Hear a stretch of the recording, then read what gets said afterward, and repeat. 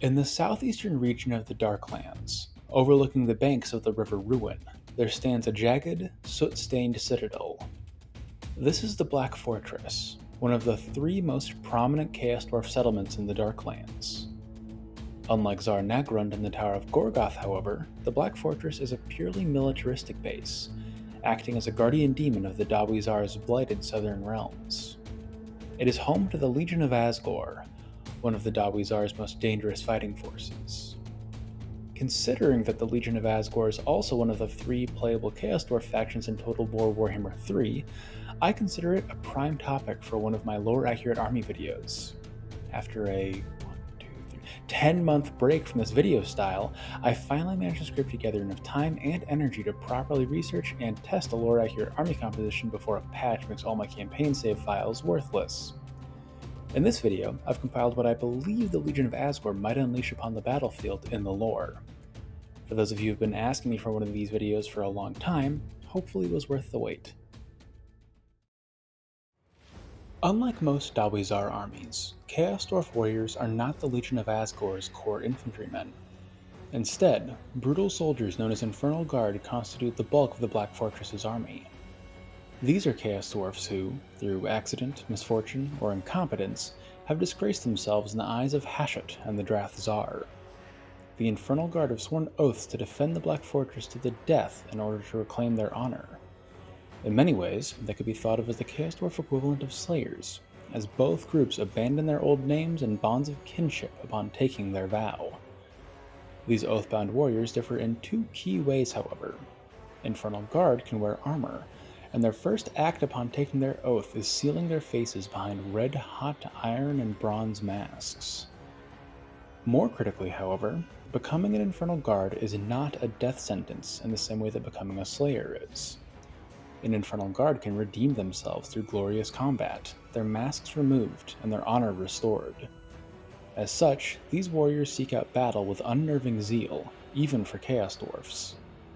The Infernal Guard's usual duties entail escorting slave caravans across the Howling Wastes, but the Black Fortress position on the River Ruin in proximity to the Mountains of Morn ensures that the Infernal Guard can test their axecraft against marauding greenskins, ogre tribes, and primeval monsters on a regular basis.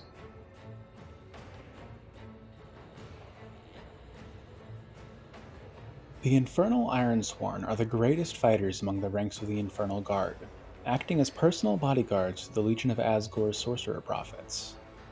Even enemies that can carve their way through Infernal Guard will find themselves cut down by the Infernal Ironsworn, their bodies hewn apart by determined axe blows.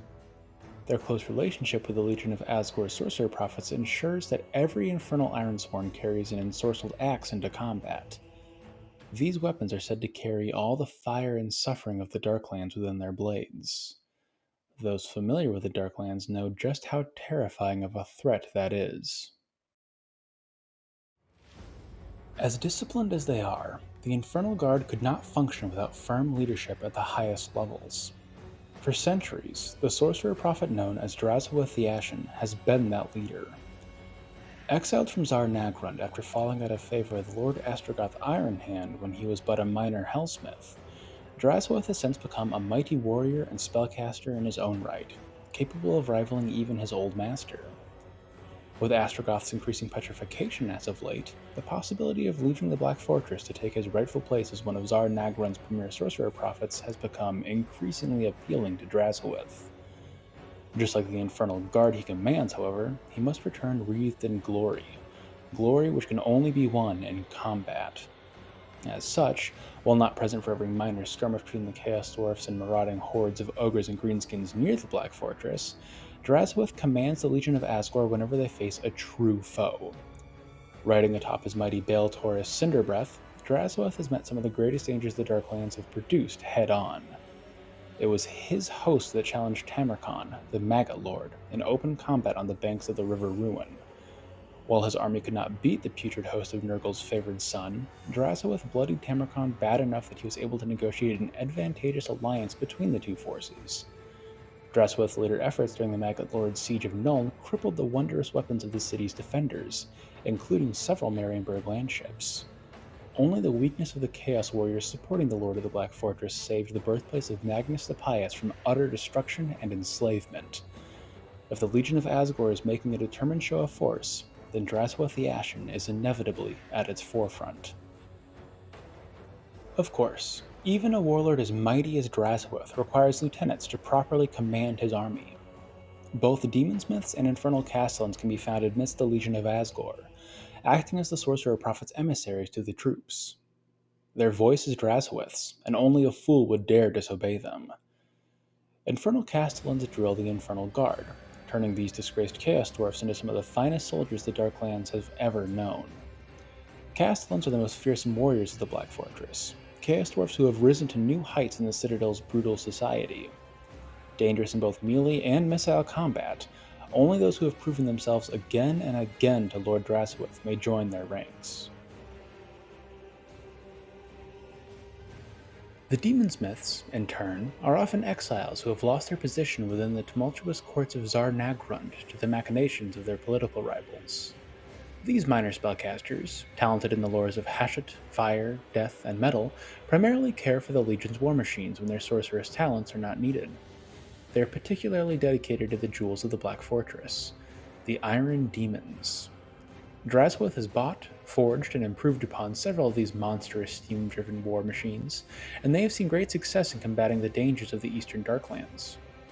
Initially designed to carry mining equipment into place, it was only a matter of time before the cruel genius of the Dawizar turned them into weapons of war.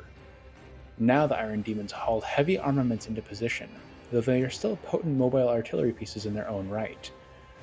Alternative forms, known as skullcrackers, have been outfitted to crush walls and fortifications as well. While standard Iron Demons are competent enough melee combatants, skullcrackers cut through flesh as easily as they scythe through stone. When confronted with a foe, one of these infernal engines will tear them apart in a flurry of hammers, picks, and blades. When the Black Fortress negotiated an alliance with the hosts of Tamurkhan, Drth brought several Iron Demons along to raise the city of Nuln. He wished to test them against the war machines of the Empire, hoping to pit superior Drth Tsar engineering against the muling works of men. Being Chaos Dwarfs, the Legion of Azgorh has other foul war machines at their disposal as well. Dreadquake mortars, the largest and most feared of the Chaos Dwarf siege engines, blast the enemies of the Black Fortress apart from leagues away, their enchanted shells bursting into roaring infernos that shake the ground upon impact. Magma cannons bathe hordes of greenskins and trolls in molten earth and metal, while Deathstreaker rocket launchers unleash their howling payloads upon hapless infantry regiments, or else pulverize monsters and fortresses with devastating demolition rockets. Between these fearsome artillery pieces, anyone hoping to meet the Legion of Azgorh in close combat must cross a blasted killing field before throwing themselves upon the axes of the Infernal Guard. Few forces in the old world can hope to match such an army.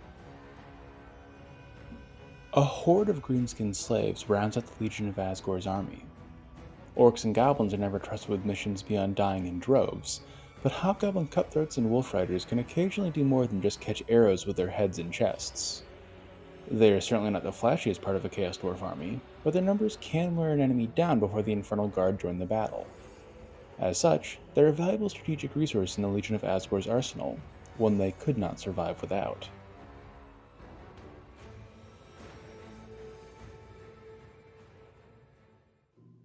With all that in mind, we can begin building the Legion of Azgorh in Total War Warhammer. We'll begin with the Lord choice, Drth the Ashen. He's the obvious pick, as he's the supreme leader of the Legion of Azgorh and a legendary lord, which makes any Legion of Azgorh army you build around him both lore accurate and powerful. Drth brings a lot to the table, with his We Are Legion skill giving Infernal Guard and Infernal Ironsworn units in his army a 15% reduction in upkeep and a 15 bonus versus infantry. It also decreases the armament cost of increasing Infernal Guard and Infernal Ironsworn unit capacity by 25%. You need a lot of Infernal Guards and Ironsworn to make this army work, so this is a very nice skill to have. Drth's decent melee stats, unique Beltaurus Mount Cinderbreath, and ability to cast Flames of Azgorh for 5 winds of magic, 8 when overcast, makes him extremely dangerous in his own right, to the point where he can clear infantry-heavy armies by himself while taking minimal damage once he's properly leveled up. You could bring a generic Sorcerer Prophet instead, but know that they can't really compete with the true Lord of the Black Fortress. After selecting Withth, you should add an Infernal Castlin and a Demonsmith hero to the army. Infernal Castlins command the Infernal Guard in the lore, so they're an obvious choice for such a force. From a gameplay perspective, they're also pretty good at sniping monsters and cavalry units, and they boost movement on the campaign map, making them useful both on and off the battlefield. The Demonsmiths are less useful, but they command the Legion of Azgorh's war machines in the lore, so you should bring them as well. Their reforge ability can help keep your war machines in good health, and if you take one with the lore of metal, you have something to use against fire-resistant foes. It's worth a thought at the very least. Speaking of war machines, there's a lot of them in a lore-accurate Legion of Azgorh army. First, take 2 Iron Demons to represent Withth's interest in testing these budget steam tanks against the Empire. Then, take 1 Drth mortar attached to a Skullcracker, 1 Magma Cannon, and 1 Deathstreaker rocket battery. This lethal artillery lineup is exceptionally dangerous to infantry-heavy armies, turning the space between battle lines into a blasted no-man's land. But the Deathstreaker's demolition rocket ensures that even monstrous forces will have a hard time approaching unscathed. This might be a little heavy on the artillery for an army coming out of the Black Fortress, but each of them is referenced during Tamurkhan's siege of Nuln, so I thought it fitting to include them in my test army. Of course, the Legion of Azgorh is made primarily of Infernal Guard, and this build does not disappoint. A front line of 5 Infernal Iron Sworn is a practically unbreakable line of muscle and steel, capable of holding back huge blobs of enemy units without any support. 2 units of Infernal Guards with Fireglaves can lay down more suppressing fire into oncoming enemies, and their high armor-piercing values and lethal accuracy makes them excellent against monsters and cavalry that the Infernal Ironsworn have trouble with. Finally, take 2 units of Infernal Guards with the Great Weapons. These warriors can sit on the wings or rear of your formation, acting as guards against cavalry charges, or reserve warriors to clean up the flanks. They have armor-piercing attacks, unlike the Ironsworn, which makes them good at attacking Chosen, Black Orcs, and other heavily armored enemies in melee combat. As mentioned in the lore section, the Legion of Azgorh still has a plethora of greenskin slaves despite being an elite Chaos Dwarf army. I went a little light on the green tide element, only using 3 Hobgoblin Sneaky Gits as a token force, but you could also bring Wolf Riders instead. If you want to bring more, cut out a few Infernal Ironsworn or artillery pieces. No matter which type of Hobgoblin you bring, they can still have their uses in sabotaging hostile artillery pieces if properly Vanguard deployed behind enemy lines, so you're not wasting any slots by bringing more Hobgoblins. You just aren't quite as resolute. Alright, with all that being said, you may wonder how this army actually fares in battle.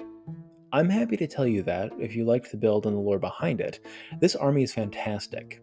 It can take on multiple high-tier greenskin stacks by itself and walk away pretty much unscathed.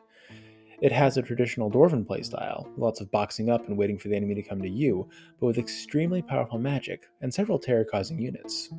I've had great success with it against greenskins, dwarfs, and Skaven, though we did have some slight problems fighting 3 full Tomb King stacks at the same time. The Tomb King still needed a bunch of extremely disruptive chariots, several huge constructs, a legion of shopped with great bows, and a few poorly timed Tomb King's curses to knock me around, though, so I'm not too ashamed of the beating I took. I did do all of my testing on hard battle difficulty though, so your mileage may vary if playing on very hard settings instead.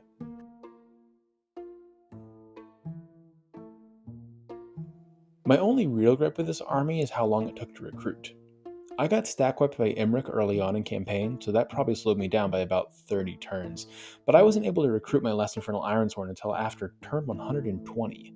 That's a long time to get a lore-accurate army, especially since I usually end most of my non-test campaigns right around that point out of boredom. It's not going to knock my army rating down any, but it is something to keep in mind if you're trying to get to that point. Speaking of army ratings, I'd give this one a solid 8.5 out of 10. It's sturdy, dangerous, and lacks clear weaknesses. With proper positioning and magic usage, you can easily take on 2 stacks at a time with minimal losses. I'd even say 3, though that tips the scales from easily to with some unit casualties. The only things you'll struggle against are armies designed to disrupt your formation, with incredibly powerful magic, lots of elite flying cavalry, or really well protected artillery. Ushabti Greatbows can put the hurt on you too, and your only good counter to them is your Deathstreaker rocket battery, which they love sniping. Watch out for that. Still, your Ironsworn can usually handle a bit of disruption, and your Hobgoblins are great at getting those artillery pieces, and even the Ushabti, out of commission provided they aren't guarded too heavily. The Sneaky Gits may not see use in every battle, but they'll be absolutely critical when needed.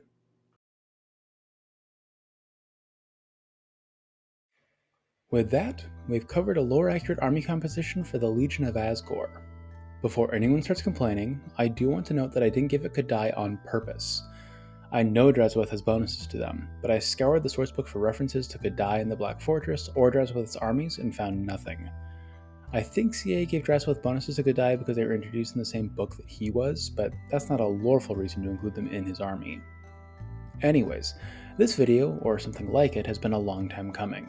I've gotten a lot of very nice requests for another lore-accurate army video, so hopefully this tides you guys over until I can put another one out. If you want to see that when it does come out, and all the other videos I make in the meanwhile, feel free to subscribe to the channel, maybe hit the like button if you're feeling generous. If you want to influence the videos I release between then and now, you can always join my Discord and participate in my weekly topic polls. Link is in the description below. That's all for today though, so until next time, this has been Sigmar's Chosen, signing off for now.